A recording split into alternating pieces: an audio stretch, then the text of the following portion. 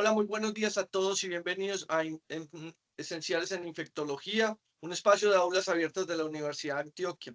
El día de hoy nos acompaña la doctora María Clara Escobar, quien es residente de tercer año de Medicina Interna de la Universidad CES y con quien vamos a discutir el tema de la enfermedad neumocóxica invasiva, una entidad clínica compleja en donde tenemos que ver tres entidades específicas. Estamos hablando entonces de bacteriemia, de meningitis y de neumonía, tres enfermedades clínicas que se reúnen en un síndrome específico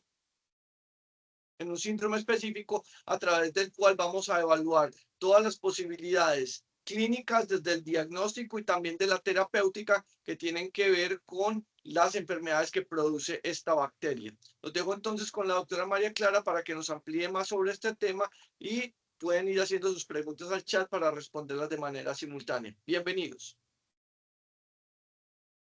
Bueno, muy buenos días a todos.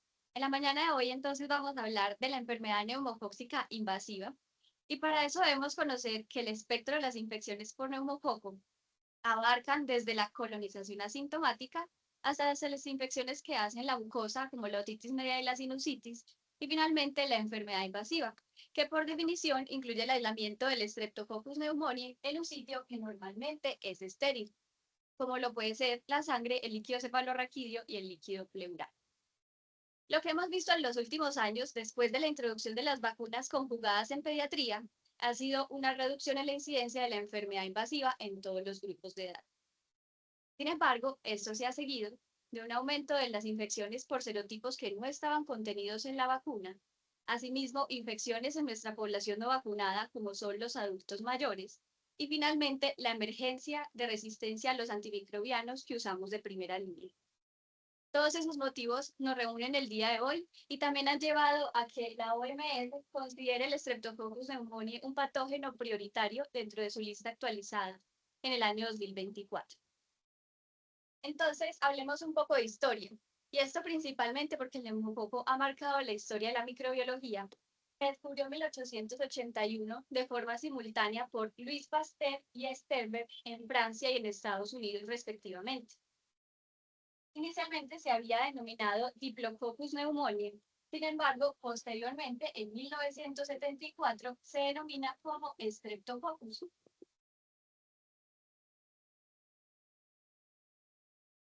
Gracias al neumococo, nos dimos cuenta de la importancia que tiene la inmunidad humoral para combatir las infecciones por microorganismos extracelulares.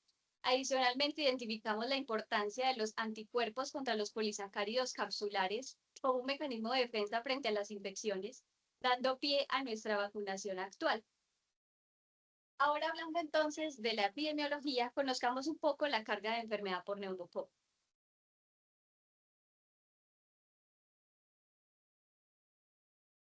Las infecciones por neumococo tienen una incidencia de aproximadamente 26 casos por cada 1.000 personas, llevando a una mortalidad que excede más de 1 millón de casos al año.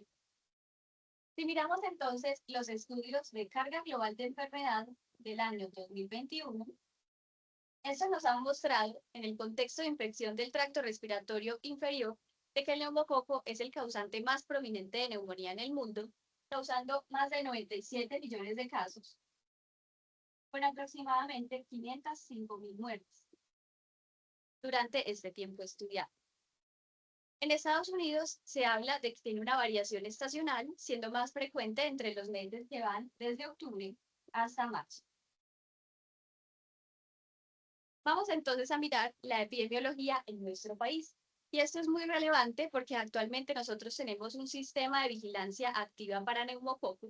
Esto nos permite conocer cuáles son los serotipos que circulan en nuestro país y cuál es la sensibilidad a los antibióticos. Esto lo hace el Instituto Nacional de Salud, que tiene reportes entre los años 2005 y el año 2024. En Colombia es obligatorio reportar los casos de meningitis por neumococo.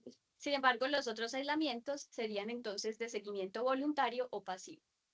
Datos muy relevantes que quiero compartir del país incluyen cuáles son los departamentos con más alta carga de enfermedad, siendo entonces Antioquia el que ocupa un segundo lugar, representando el 25% de los aislamientos de neumococo en el país, solamente precedido por Bogotá, que tiene el 36%. Adicionalmente, ¿cuáles son los grupos de edad que están más afectados? Teniendo entonces el primer puesto nuestra población adulta, que tiene más de 70 años, seguido del grupo de edad que se encuentra entre los 30 y los 49. ¿Cuáles son los serotipos más frecuentes en nuestro país? El que más frecuentemente encontramos va a ser el 19A, el cual representa entonces el 22%, seguido de serotipos como el 3, el 6C, también el 4 y el 23.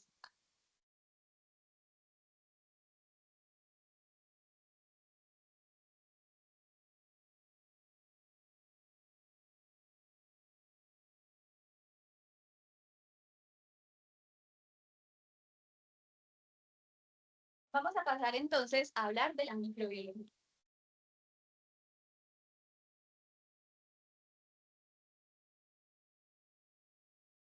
El neumococo es un coco gram positivo que solamente va a ser patógeno en los seres humanos.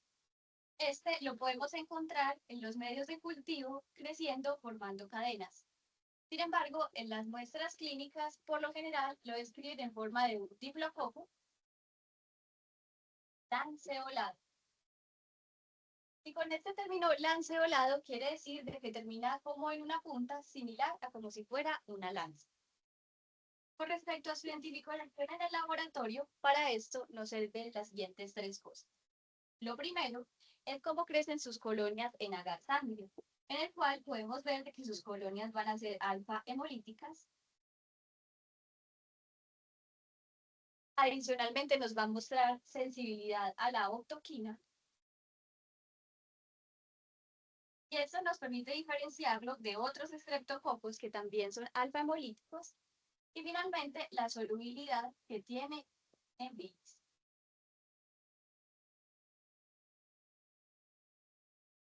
Vamos a pasar entonces a conocer cómo es la estructura del neumococo y así entender cuáles son sus mecanismos de virulencia. Entonces, en primer lugar, tenemos la membrana. Más externo nos vamos a encontrar con la pared celular. Y finalmente la cápsula.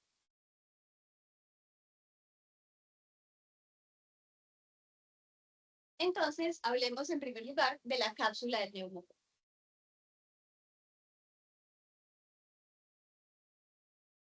La cápsula está constituida por polisacáridos y va a ser el principal mecanismo de virulencia del neumococo.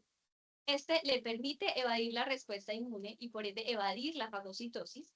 Hasta ahora hemos identificado más de 100 serotipos de neumococo con base a estos antígenos capsulares y el método de referencia para su identificación es la llamada la reacción de Kelvin.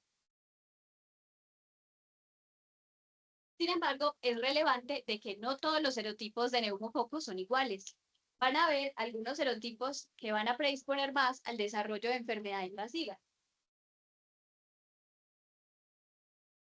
Esto ocurre, por ejemplo, con el 1, con el 4, con el 5, con el 7F, con el 12F y nuestros conocidos 19A. Adicionalmente, van a haber otros que con mayor frecuencia van a ser portadores, como ocurre con el 23F y con el 19F. Justo debajo de la cápsula nos encontramos entonces con la pared. En el neumococo, esta va a estar constituida por péptidoglucano con sus respectivos enlaces cruzados que se entrelaza con ácido teico. Y en su superficie vamos a encontrar una gran variedad de proteínas, las cuales representan factores de virulencia claves. Dentro de ellas tenemos las proteínas que se unen al colina, siendo principalmente la proteína de la superficie neumocóxica A y C, la cual también pueden encontrar como CDPA o proteína de unión alcolina A. Esta le permite, por ejemplo, escapar del complemento. Ellos también tienen hidrolasas, también pueden tener pinos. También tienen más de 30 lipoproteínas. Tiene neuroaminidasas como la neuroaminidasa NAMA y otro elemento fundamental que va a ser de que el neumococo produce una neumolicina, que también pueden encontrar de esta forma como clic. Esta es una toxina sintetizada por el neumococo que va a formar poros en las células del hospedero, llevando entonces a la muerte celular. Es un mecanismo de virulencia clave, por ejemplo, para el desarrollo de meningitis, de neumonía, y es causante de una fuerte reacción proinflamatoria.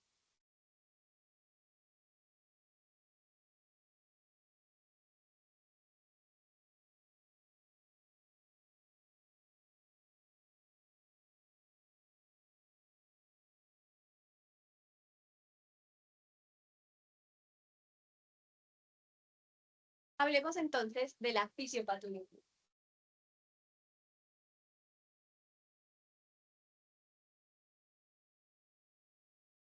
La transmisión de las infecciones por neumococo ocurre por un contacto estrecho de persona a persona a través de gotas respiratorias. El primer paso, entonces, para que ocurra la fisiopatología de la enfermedad invasiva va a ser entonces la colonización.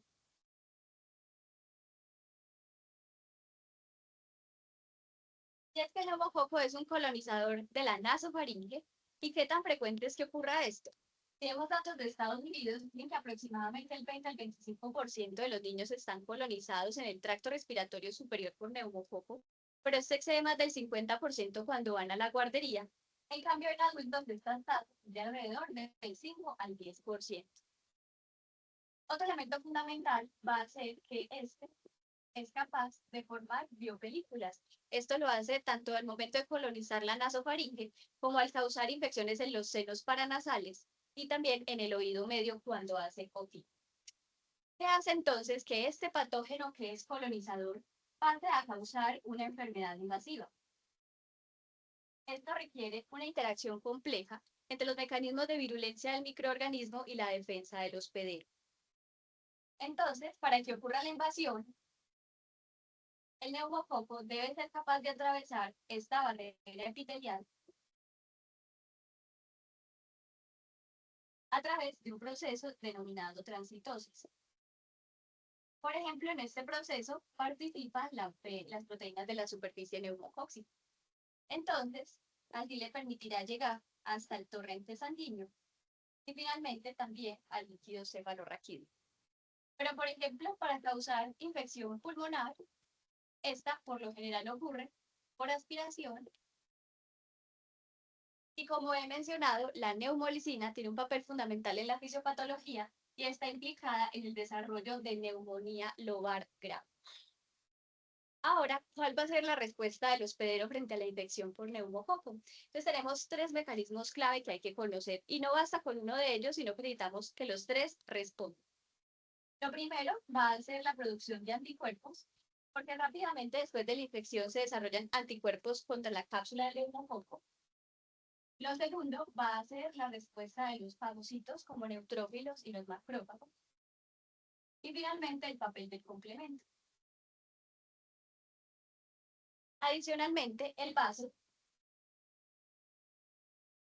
va a ser el órgano reticulo endotelial principal que se va a encargar de remover ese neumococo no opsonizado que está en el torrente sanguíneo.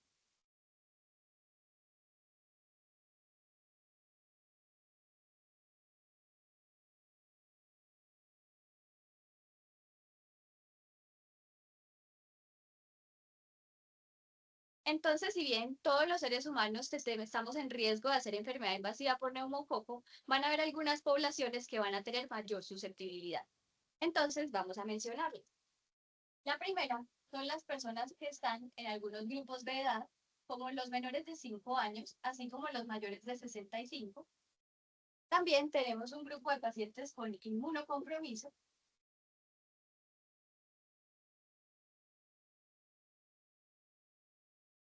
Al conocer la importancia que tienen los anticuerpos para defendernos de la enfermedad, podemos asumir que los pacientes con inmunodeficiencias congénitas, así como los pacientes que tienen linfoma, mieloma múltiple, van a estar en mayor riesgo de enfermedad invasiva. Con esto también abarcamos a la población con VIH, con otras malignidades o que están sometidos a terapias inmunosupresoras. Y como dijimos, el importante papel del vaso, Las condiciones en las cuales hay asplenia anatómica o funcional y las hemoglobinopatías, como la anemia de células falciformes, predisponen al desarrollo de enfermedad invasiva.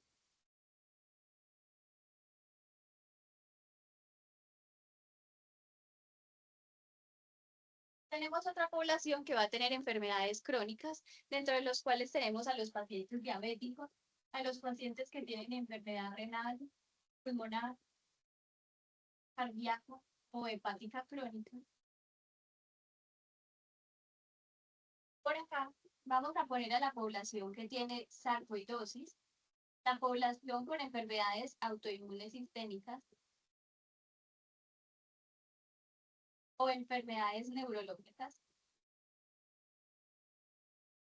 También tenemos a la población tabaquista o aquellos que tienen trastorno por consumo de alcohol, haber tenido infecciones virales del tracto respiratorio previas, predispone después a desarrollar enfermedad invasiva por neumococo. Y acá tenemos particularmente a la influenza. Y finalmente, con mayor riesgo de hacer meningitis por neumococo, tenemos la población que tiene fístula de líquido cefalorraquídeo o un implante coclear.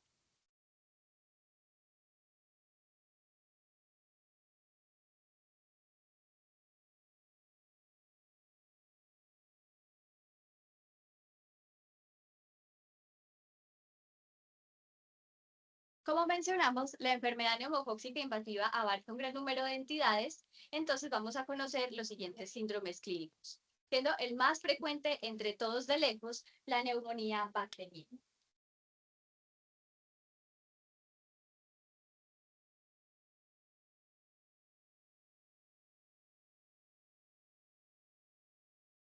Y es que cuando tenemos un hemocultivo positivo en un adulto que nos muestra neumococo, en más del 80% de los casos, este va a tener su origen en una neumonía.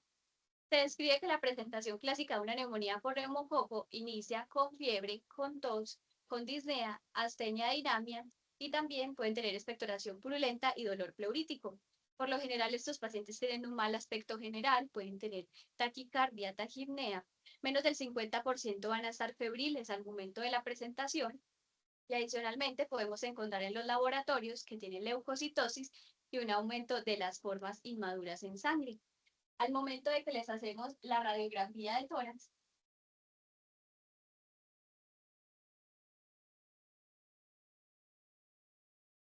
podemos encontrar de que hay ocupación de uno o más segmentos de un mismo lóbulo y esta presentación con una clara consolidación va a ser incluso más frecuente en las formas en las cuales hay bacterias. ¿Qué tan frecuente es tener hemocultivos positivos en un paciente con neumonía por neumococo? Se describe que más o menos esto va a ser del 20 al 25%. Es más frecuente en una población de alrededor de 50 años y con otros predisponentes, como por ejemplo el trastorno por consumo de alcohol, tiende a tener una presentación más aguda, con más fiebre y con frecuencia van a estar sépticos. Es importante que esta presentación con bacteriana cursa con 2 veces mayor mortalidad intrahospitalaria y a 90 días en comparación con la neumonía no bacteriana. Adicionalmente, no olvidar, dentro del espectro de la enfermedad invasiva, que alrededor del 5% de estos pacientes con neumonía bacteriana van a tener en bien. Hablemos entonces de los métodos que tenemos para el diagnóstico de la neumonía por neumococo. Entonces, abordemos este paciente que está hospitalizado por una neumonía definida en la comunidad, siendo probablemente una de nuestras primeras estrategias la toma de un gram y cultivo de esputo. En algunos textos nos describen de que si uno toma una adecuada muestra de esputo, o sea, de buena calidad, este gram puede tener una sensibilidad del 69% por una especificidad del 91% para identificar la neumonía por neumococo. Sin embargo, en una serie de 105 pacientes que tenían neumonía bacteriana, se encontró que solamente el 31% de los pacientes tenían un gram positivo y el 44% tenían un cultivo positivo. Teniendo en cuenta las limitaciones que tenemos para el diagnóstico microbiológico, adicionalmente se han creado paneles de PCR múltiple, siendo el que más frecuencia tenemos acceso el panel BioFire de Biomedien, el cual va a identificar específicamente el gen LID-A que codifica para la autolicina del neumococo. Entonces, para evaluar qué tan bueno es este panel para identificar neumococo, recientemente en la revista Infectium, en enero de este año, autores de la Fundación Valle del Lili en Cali evaluaron el rendimiento de esta prueba. Y cuando hablamos de neumococo, en todas las muestras respiratorias, mostró una sensibilidad del 80%, con una especificidad que fue del 97%. Sin embargo, cuando solo tomábamos las muestras en el lavado broncoalveolar, esa sensibilidad fue del 100% con una especificidad del 97%. Y adicionalmente, para identificar a neumococo, tenemos otra estrategia que es utilizar el antígeno urinario.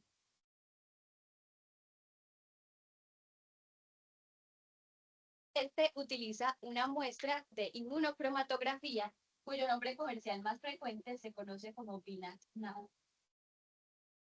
Esta prueba tiene una sensibilidad del 75%, pero aumenta cuando estamos hablando del contexto de bacteriemia. Sin embargo, es importante que no se recomienda su uso en niños, porque la alta tasa de colonización de la nasofaringe puede llevar a que la prueba del antígeno urinario sea positiva.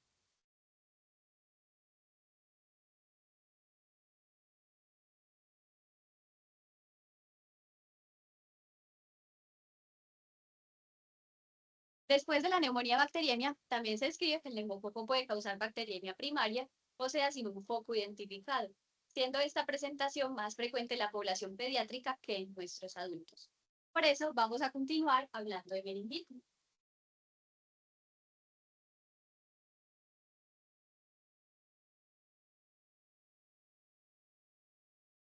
Con la excepción de los casos de brotes de enfermedad por meningococo, el Streptococcus pneumoniae sigue siendo el causante número 1 de meningitis en nuestra población adulta. Y es que el neumococo puede llegar al sistema nervioso central, tanto por siembras hematógenas, como también por una extensión directa a partir de una infección de los senos paranasales o del medio medio.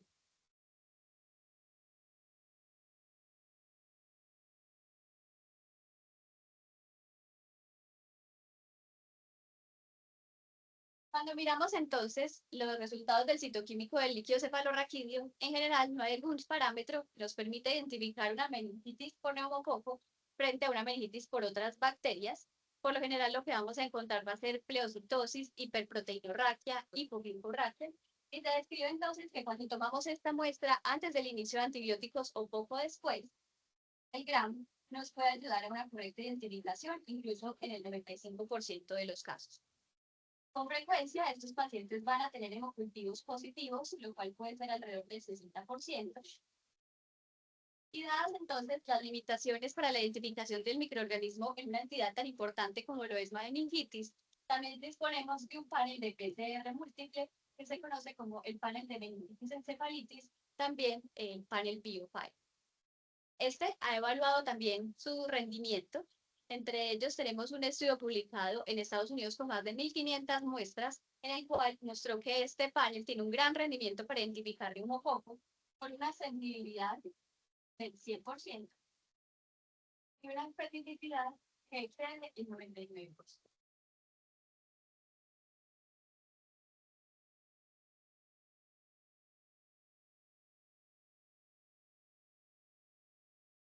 Pero el neumococo no solo causa meningitis, bacteriemia y neumonía, sino que este también puede causar otras condiciones clínicas, como lo es la peritonitis. La peritonitis por neumococo puede ocurrir en tres escenarios. La primera es una peritonitis primaria o espontánea que ocurre en los pacientes con ascitis. Tenemos las peritonitis secundarias después de la perforación de una víscera abdominal. Y en tercer lugar, tenemos una peritonitis que ocurre por una infección ascendente a partir del tracto genital femenino. Con factores predisponentes como estar en un estado posparto, tener un dispositivo intrauterino o tener una enfermedad pélvica inflamatoria. Adicionalmente, el neumococo causa artritis infectiva. Esto puede ser tanto de una articulación natural como protésica, siendo la más frecuente la rodilla,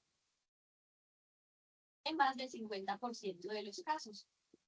Por lo general, en una población con factores predisponentes, principalmente con artritis reumatoide, osteoartrosis, gota o pseudogota, y algo particular del neumococo es que este puede causar compromiso de más de una articulación a la vez y con frecuencia cursa con bacteriemia, con ecocultivos positivos en el 70%.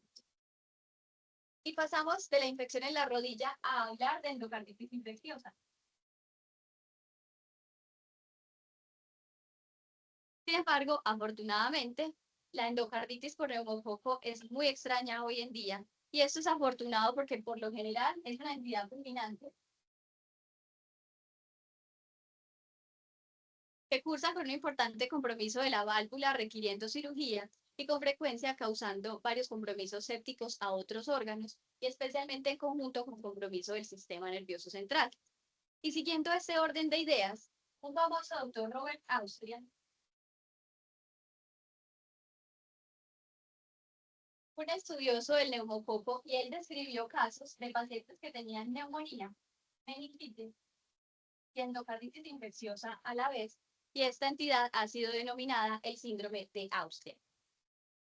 El neumococo también puede ser causante de osteomielitis, de pericarditis purulentas, de accesos epidurales, pero no solo va a tener complicaciones infecciosas, sino que tener una enfermedad invasiva por neumococo también aumenta el riesgo de infarto agudo del miocardio, arritmias, descompensación de la falla cardíaca e incluso también se asocia con síndrome hemolítico púreo.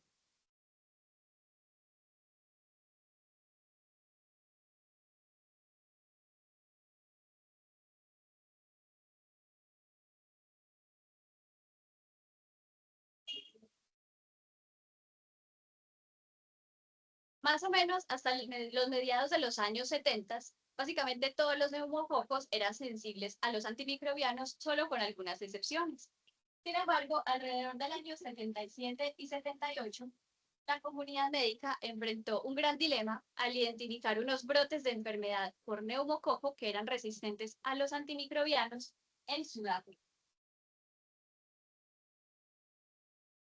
Es por eso entonces que ahora vamos a hablar de la resistencia a los antimicrobianos. Específicamente vamos a hablar de la resistencia a bentolactamas. La resistencia a la penicilina por parte del neumococo está dada entonces por la adquisición de mutaciones en los genes que codifican para las proteínas de unión a la penicilina o PBPs. El neumococo puede adquirir de forma seriada estas mutaciones, siendo entonces las más frecuentes, por ejemplo, la de la PBP2B y la PBP2X, siendo esta entonces causante de una resistencia de alto nivel que también puede comprometer a las cefalosporinas de tercera generación. El neumococo es capaz de adquirir estas mutaciones a través de un proceso denominado transformación, en el cual adquiere material genético a partir de otras bacterias que se encuentran en estrecha proximidad. Por ejemplo, se describe de que esta mutación de la PBP2X, 2B, perdón, la adquiere a partir de Streptococcus mirex. Es algo relevante este mecanismo de resistencia, que este lo podríamos vencer en las infecciones que están fuera del sistema nervioso central con una mayor concentración de los antimicrobianos. Como ya vimos, el neumococo no produce beta-lactamasas y por ende la adición de un inhibidor como clavulanato no nos va a mejorar la sensibilidad. Este descubrimiento llevó entonces a que en el año 2008 CLSI cambiara los puntos de corte para poder definir cuáles eran las cepas sensibles a la penicilina y adicionalmente cambió los puntos de corte si hablábamos o no del sistema nervioso central. Nosotros tenemos un seguimiento activo también por parte del grupo Germen que nos habla de la sensibilidad de los antimicrobianos en neumococo en Antioquia y podemos ver entonces que cuando hablamos de las penicilinas por vía parenteral en el caso de infecciones que no son meningitis. La sensibilidad es del 94%, pero cuando hablamos de meningitis, esta cae al 50%. Cuando hablamos de cefalosporinas de tercera generación, como ceftriaxona o cefotaxime, entonces si no es meningitis, tenemos una sensibilidad del 96%, pero cuando hablamos de meningitis, esta es del 74%.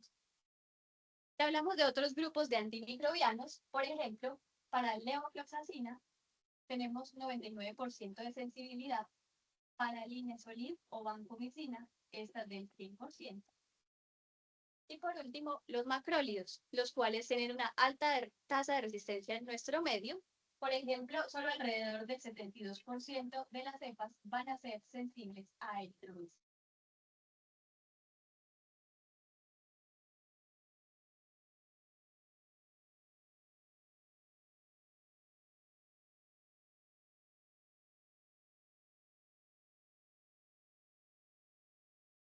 Hablemos entonces, en primer lugar, del tratamiento de la neumonía. Una vez hemos identificado que la neumonía es causada por neumococo y esto nos muestra una adecuada sensibilidad a la penicilina, sería adecuado incluso utilizar esta penicilina o ampicilina, así como podemos utilizar cefuroxime o incluso ceftriaxona. Sin embargo, cuando tenemos una disminución de la sensibilidad, porque las cepas tienen una sensibilidad intermedia o son resistentes, entonces podríamos utilizar ceftriaxona, teniendo otras alternativas, el uso de teftarolina. E incluso, si llegara a ser necesario, el uso de fluoroquinolonas respiratorias,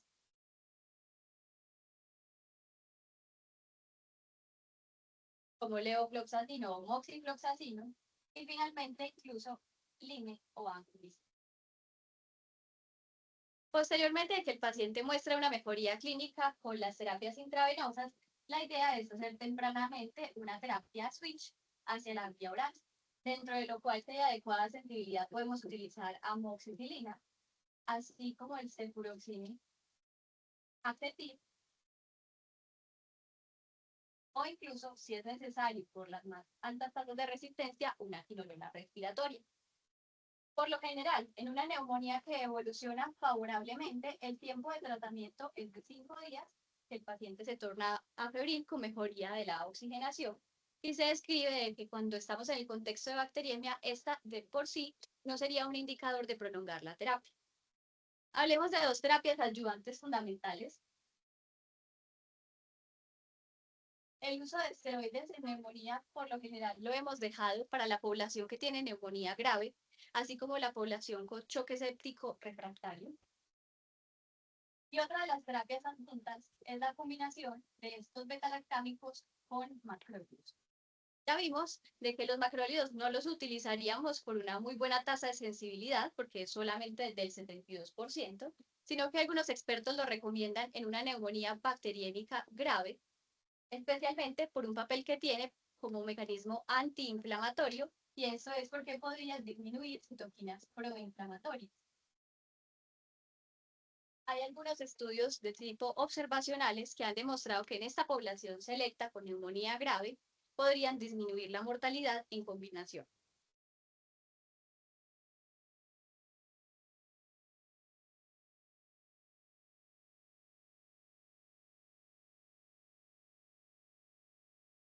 Hablemos entonces de meningitis. Como hemos hablado de las altas tasas de resistencia que podríamos encontrar, entonces en una infección del sistema nervioso central no podemos poner al paciente en riesgo de poner un tratamiento inadecuado, y es por eso que el cubrimiento empírico lo hacemos con una combinación de cefalosporinas de tercera generación, como ceftriaxona o cefotaxime, más vancomicina. Sin embargo, una vez se conoce el perfil de sensibilidad y este resulta ser sensible a la penicilina, entonces nuevamente podríamos utilizar penicilina, así como ampicilina, o también sería adecuado continuar la ceftriaxona. Sin embargo, si hay una disminución de la susceptibilidad a la ceftriaxona, será necesario dar continuidad a la terapia combinada con vancomicina más ceftriaxona. La meningitis por neumococo por lo general se trata durante 10 a 14 días. Y es fundamental que, junto a la terapia antibiótica, debemos tener en cuenta nuestra terapia adyuvante, que van a ser el uso de esteroides, que en este caso sería la dexametasona. Este medicamento, en su respectivo estudio publicado en el New England en el año 2002, mostró que con una dosis de 10 miligramos cada 6 horas por 4 días, disminuía desenlaces desfavorables, así como mortalidad en esta población con meningitis.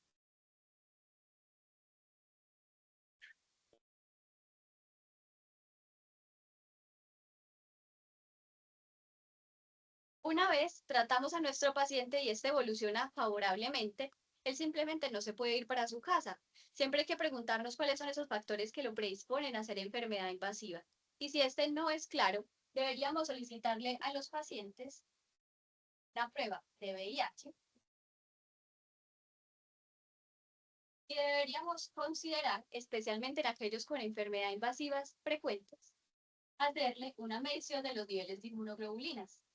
Y eso es muy relevante teniendo en cuenta que la frecuencia de hipogamaglobulinemia en los estudios retrospectivos ha mostrado ser incluso hasta de 1/3 de los casos de pacientes con enfermedad invasiva. Y es importante reconocer a estos pacientes porque podrían requerir una suplementación con la inmunoglobulina intravenosa.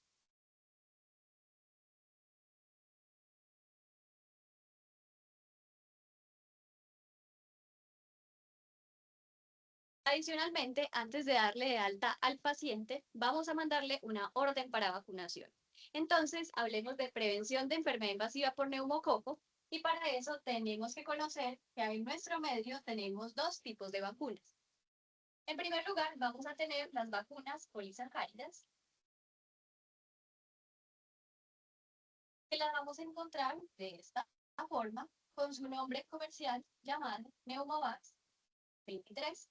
Esta vacuna apareció en los años 80 en los Estados Unidos e incluye los 23 serotipos que predominaban causando enfermedad en adultos en esta década. Sin embargo, el problema de estas vacunas polisacáridas va a ser que no tienen una adecuada inmunogenicidad en nuestros grupos de más alto riesgo y asimismo la respuesta a anticuerpos que van a generar va a ser independiente de los linfocitos T.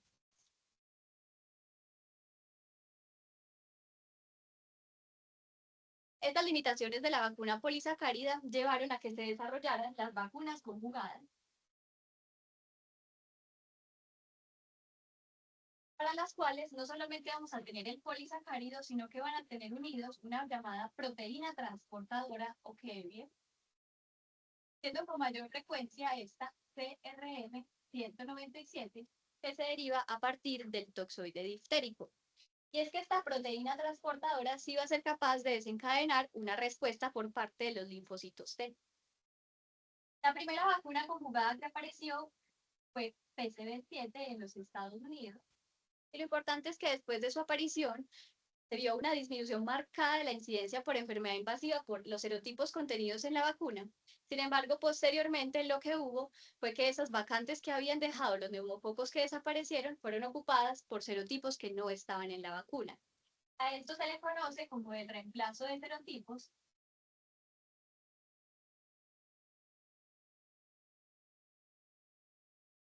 Y es un elemento clave de cuando hablamos de vacunación para neumococo. Del PCV7 se siguió, por ejemplo, el PCV10 que utilizamos hasta hace poco para vacunar a nuestros niños. Sin embargo, en Colombia actualmente tenemos PCV13, aunque Estados Unidos nos lleva la parada con PCV15, PCV20 y PCV21. Vamos a mirar ahora entonces cuáles son las indicaciones para vacunación y cómo lo vamos a ordenar.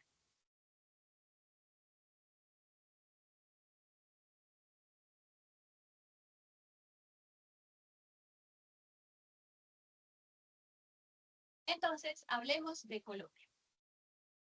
Actualmente nuestras indicaciones para vacunación las tenemos resumidas por los calendarios vacunales realizados por la SIC en conjunto con la Sociedad Colombiana de Pediatría, cuya última actualización es del año 2024.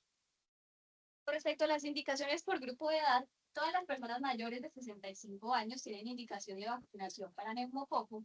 Asimismo, la población que se encuentra entre los 19 y 64 años, que tenga factores de riesgo adicionales, como los que mencionamos, todos los estados de inmunocompromiso, los trasplantados, los pacientes con VIH, con enfermedades crónicas, EPOC, asma, diabetes, falla cardíaca. Y finalmente, en esta población los vamos a vacunar con la vacuna conjugada de 3 serotipos, seguido entonces de la vacuna polisacárida de 23 serotipos. Estas dos vacunas no se pueden poner juntas. ¿En qué tiempo las vamos a colocar? Entonces, este tiempo será de 8 semanas. El paciente tiene un estado de inmunocompromiso, una fístula de líquido cefalorraquídeo o un implante coclear.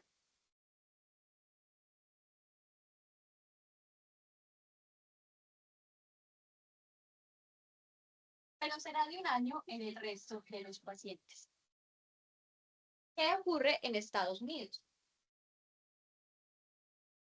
En Estados Unidos, en vacunación, manda la ACIP, la cual, en su última actualización de octubre del año 2024, expandió los criterios de edad para vacunación para neumococo. Ellos identificaron que la población mayor de 50 años tenía un aumento de la incidencia de enfermedad invasiva y que con frecuencia llegaban con neumonías graves con indicación para vacunación por otros factores de riesgo, pero que no estaban vacunados. Entonces, en Estados Unidos se recomienda vacunar a partir de los 50 años. En el grupo entre 19 y 49 serían aquellos que tienen factores de riesgo adicionales, tal cual como mencionamos. Entonces, como en Estados Unidos tienen otras vacunas, ¿qué vamos a hacer cuando nosotros nos llegue la vacuna conjugada PCV20, que es la que más probablemente llegue, o la PCV21? Entonces, en este caso, lo que vamos a poner es una sola dosis. Pero si nos llega PCV15, entonces esta debe seguirse posteriormente de la vacuna de 23 serotipos y el tiempo de separación entre ambas dosis será nuevamente de 8 semanas o de un año, siendo el intervalo más corto en los pacientes con inmunocompromiso, implante coclear o fístula de líquido cefalorraquídeo. Las conclusiones más importantes que quisiera dejarles a partir de la charla de la mañana de hoy es que el neumococo sigue siendo una causa relevante de neumonía, bacteriemia y meningitis, tanto en los países desarrollados como en nuestros países en desarrollo. El neumococo no es causante de enfermedad en pediatría. Ya les mostré de que la más alta tasa de incidencia de enfermedad invasiva es en nuestra población mayor de 60 años. Recordemos que hay un aumento de la emergencia de cepas que son resistentes a nuestros antimicrobianos de primera línea, lo cual nos representa un gran reto. Y finalmente, miremos de que nuestra cobertura vacunal en el adulto todavía le falta evolucionar bastante y que debemos entonces como médicos conocer cuáles son las indicaciones para vacunar para neumococo y cómo debemos mandársela a los pacientes. Muchísimas gracias. Muy bien, gracias a María Clara por esta completa exposición de lo que tiene que ver con la enfermedad neumocóxica invasiva.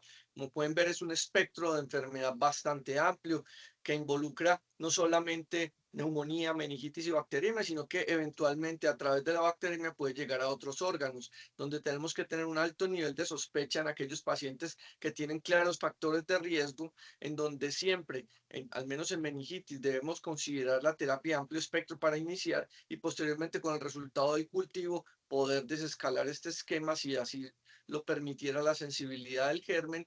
No se les olvide siempre también considerar la vacunación del adulto y la vacunación de todos estos pacientes con factores de riesgo incluso antes de que desarrollen la enfermedad, precisamente para prevenirla y con esto disminuir la incidencia que tiene este patógeno en nuestro medio.